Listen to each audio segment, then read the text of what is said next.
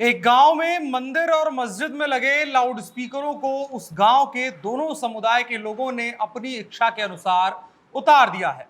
हिंदू और मुसलमान दोनों समुदाय के लोगों का कहना है कि लाउड स्पीकर के चलते हमारे बीच किसी भी तरह का भविष्य में विवाद या मुटाव हो, उससे पहले ही हमने एहतियातन लाउड स्पीकर्स को उतार दिया है।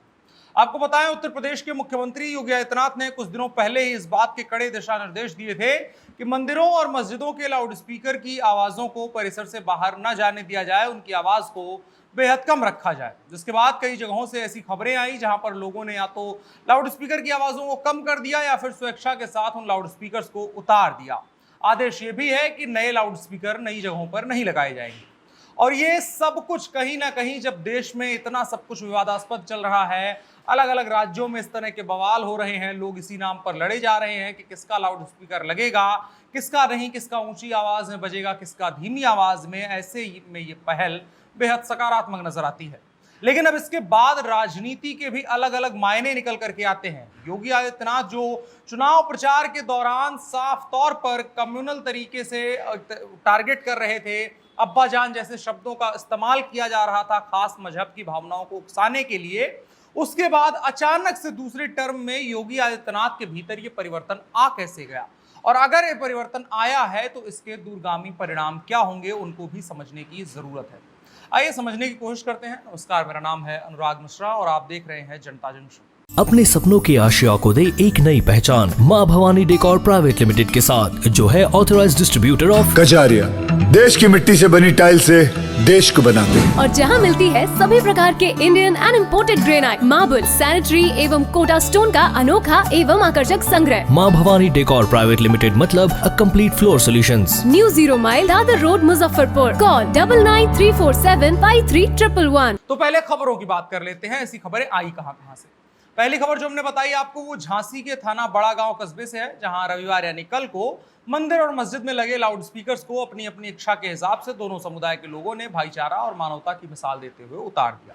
उन्होंने कहा कि क्षेत्र में किसी तरह का कोई विवाद या मनमुटाव हो, उससे पहले ही हम लोगों ने अपने अपने लाउड स्पीकरों को हटा लिया है और इस कदम की तारीफ भी सुनाई दे रही है, लोग कर रहे हैं। आपको बताएं, धार्मिक स्थलों में और अन्य आयोजनों में लाउड स्पीकर की तेज आवाज को लेकर के जो विवाद हुआ था, उसके बीच में मुख्यमंत्री योगी आदित्यनाथ ने कड़ा और स्पष्ट आदेश दिया था कि धार्मिक स्थलों में लाउड स्पीकर की आवाज इतनी रखी जाए कि वो परिसर भर में सुनाई दे, लेकिन परिसर के बाहर एक तरीके से किसी और को सुनाई ना देने वाली आवाजें जो बाहर ना भेजी जाए, किसी को परेशानी ना हो पाए। मूल उद्देश्य यही था। इसका आदेश का असर छोटे मंदिरों और छोटी मस्जिदों पर पड़ा ही, साथ साथ बड़े बड़े जो धार्मिक स्थान हैं वहां पर भी ऐसा देखने को मिला। मसलन योगी आदित्यनाथ का जो गृह जिला है गोरखपुर, वहां पर गोरखनाथ मंदिर में वहां भी लाउड स्पीकर्स की आवाज को कम किया गया। मथुरा में श्री कृष्ण जन्मभूमि मंदिर जो है, वहां की आवाजों को भी 23 अप्रैल को ही काफी कम कर दिया गया। आपको बताएं, मथुरा में श्री कृष्ण जन्मस्थली पर लाउड स्पीकर की आवाज कम किए जाने के बाद उससे सटे ईदगाह में जुमे की नमाज के दौरान लाउड स्पीकर नहीं बजे। नमाजियों का कहना है कि जुमे की नमाज के दौरान लाउड स्पीकर का प्रयोग नहीं किया गया। उनका कहना है कि मस्जिद से 3 लाउड स्पीकर हटा दिए गए और कम आवाज के साथ केवल एक ही लाउड स्पीकर चलाया जा रहा है। साथ में यह भी सुनिश्चित किया गया है कि मस्जिद में लगे लाउड स्पीकर की आवाज मस्जिद परिसर से बाहर ना जाए, किसी और को तकलीफ ना हो।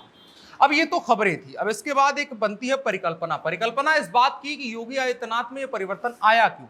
योगी आदित्यनाथ हार्डकोर हिंदुत्व वाले नेता माने गए हैं, उनको माना गया है। उनका पूरा कार्यकाल देखेंगे तो वैसा ही रहा है। पिछले कार्यकाल में कई ऐसे बयान थे, उसके बाद चुनाव प्रचार के दौरान कई ऐसे बयान थे जो साफ तौर पर एक तरीके से धार्मिक आधार पर भेदभाव या धार्मिक आधार पर वोटों के ध्रुवीकरण की कोशिश करी गई थी, भारतीय जनता पार्टी की तरफ से भी और योगी आदित्यनाथ की तरफ से भी। ये कोई छुपा हुआ सच नहीं है। लेकिन आज की तारीख में अगर आप देखेंगे तो योगी आदित्यनाथ हिंदुस्तान में इस समय सबसे लोकप्रिय मुख्यमंत्री तो है ही, साथ में उनका जो विजन नजर आ रहा है वो भी किसी अन्य मुख्यमंत्री से बेहतर नजर आ रहा है, जिस पर सवाल बीते कार्यकाल में उनके उठे थे। लेकिन अब की बार जो फैसले उन्होंने लिए हैं और जिस तरीके से रामनवमी और हनुमान जयंती के दिन देश के कई राज्यों में जो दावा करते थे कि हम कानून व्यवस्था अच्छा रखते हैं और उत्तर प्रदेश पर आरोप लगाते थे, वहां पर ऐसी घटनाएं बाकायदा देखने को मिली। लेकिन उत्तर प्रदेश के मुख्यमंत्री बार बार दोहरा रहे हैं कि एक भी घटना नहीं देखने को मिली, जबकि 800 से ज्यादा जगहों पर ऐसे कार्यक्रम हुए। तो इसके बाद योगी आदित्यनाथ की इमेज रीबिल्डिंग हो रही है और क्या वो केंद्र की तरफ देख रहे हैं, केंद्र का चेहरा बनने का और सबका स्वीकार्य चेहरा बनने का और एक तरीके से थोड़ा सा राइट का लेकिन ज्यादा सेकुलर चेहरा बनने की कोशिश योगी आदित्यनाथ करते हुए नजर आ रहे हैं। और इसके परिणाम क्या मिलेंगे वो तो देखने वाली बात होगी, लेकिन जनता फिलहाल इस बात को पसंद कर रही है, क्योंकि वायलेंस किसी को भी नहीं पसंद है। वायलेंस उन्हीं को पसंद है जिसका उनसे कुछ फायदा निकल करके आ रहा होता है। आम जनता का वायलेंस में कोई नुकसान नहीं होता है, वो चाहती है सभी लोग अमन प्रेम से चैन से रहें। और योगी आदित्यनाथ उत्तर प्रदेश में उसी तरीके की कोशिश करते हुए नजर आ रहे हैं। आपको क्या लगता है योगी आदित्यनाथ में इस परिवर्तन की क्या वजह हो सकती है और क्यों ऐसे हो रहे हैं योगी आदित्यनाथ? कमेंट बॉक्स में बता सकते हैं, साथ ही साथ वीडियो को साझा भी कर सकते हैं। फिलहाल के लिए इतना ही। मेरा नाम अनुराग मिश्रा है, आप जनता जंक्शन देख रहे थे। कैमरे पर मेरे साथ ओम प्रकाश थे। शुक्रिया।